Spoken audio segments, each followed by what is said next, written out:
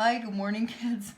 I'm certainly new at this video making thing. I'm sorry for the weirdness, but here you go. There's a couple of things I want to talk to you about before you actually start to shade your copy of the master. First of all, when you transferred it, I transferred this one with the new transfer paper, and it goes on so black. And it's going to give you hard edges. And if you remember in class, we talked about hard edges and how they're really not supposed to be just everywhere in your picture.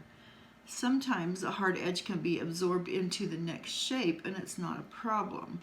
So this is actually a picture that I transferred using the new grid paper, and I think what I'm going to need you to do, especially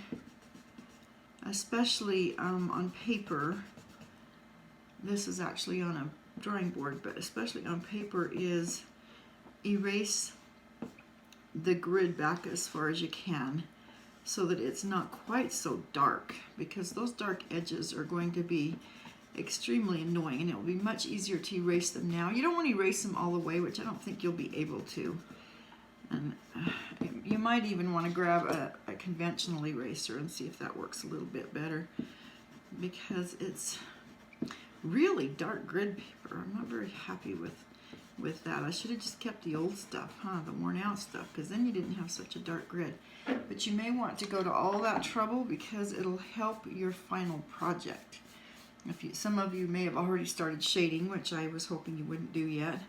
But I think you'll like it a lot better, your final product, if you don't have all these hard edges going on. So I'm not going to erase this whole thing, but you can see here I did not erase it.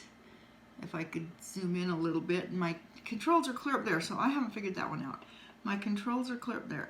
So here's, can you see that hard edge?